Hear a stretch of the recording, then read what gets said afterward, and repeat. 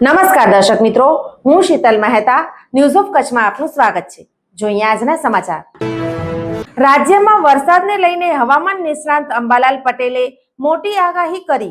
હવામાન નિષ્ણાંત અંબાલાલ પટેલે રાજ્યમાં ભારે વરસાદની આગાહી કરી છે, જેમાં અમદાવાદ, ગાંધીનગર, મધ્ય ગુજરાતના કેટલાક ભાગો તેમજ દક્ષિણ ગુજરાત અને દક્ષિણ સૌરાષ્ટ્રના વિસ્તારોમાં ભારે મેઘમહેરની સંભાવના છે। તાજેતરમાં 4 કલાકમાં રાજ્યના 64 તાલુકાઓમાં ધોધમાર વરસાદ નોંધાયો।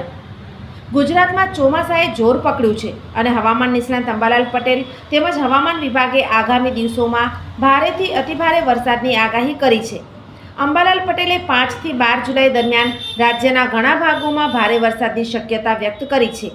ખાસ કરીને દક્ષિણ ગુજરાત, દક્ષિણ સૌરાષ્ટ્ર, કચ્છ અને ઉત્તર ગુજરાતમાં તેમણે બંગાળના ઉપસાગર મોટું વહન બનવાની આગાહી કરી છે, જેના કારણે જુલાઈના અંતમાં ભારે પવન સાથે વધુ વરસાદની સંભાવના છે। હવામાન વિભાગે પણ 5 થી 10 જુલાઈ સુધી રાજ્યના વિવિધ જિલ્લાઓમાં ભારે વરસાદ અને થંડરસ્ટોર્મની ચેતવણી જાહેર કરી છે, જેમાં 40 થી 60 કિલોમીટર પ્રતિ કલાકની ઝડપે પવન ફૂંકાવાની શક્યતા છે। આ સાથે માછીમારો માટે ઉત્તર અને દક્ષિણ દરિયાકાંઠે ચેતવણી આપવામાં આવી છે। અંબાલાલ પટેલે જણાવ્યું કે બંગાળના ઉપસાગરમાં રચાતું વહન રાજ્યમાં વરસાદનું જોર વધારશે।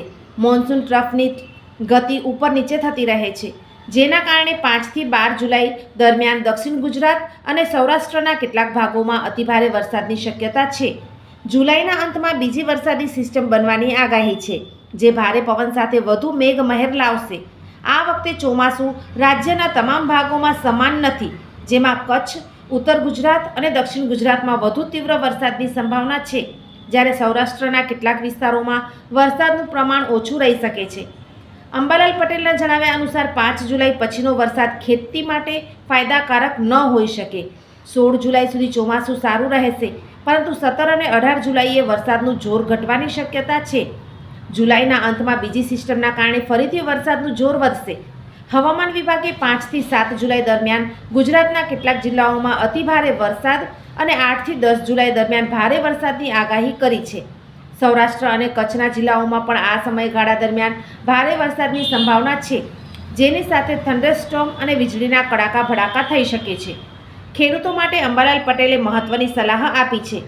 તેમણે જણાવ્યું કે ખેતરોમાં પાણીની વિરુદ્ધ દિશામાં ચાસ વાવવાથી ખાતરનું નુકસાન ટાળી શકાય છે।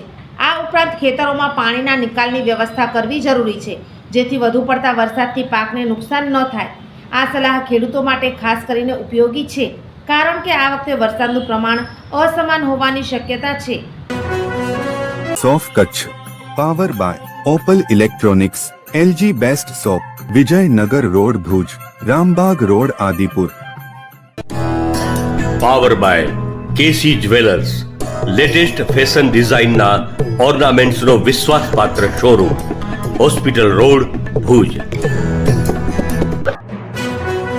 દર્શક મિત્રો, આજે તારીખ 5 જુલાઈ 2025 આ હતા આજના સમાચાર। આવતીકાલે ફરી મળીશું, ત્યાં સુધી મને રજા આપશો। નમસ્કાર।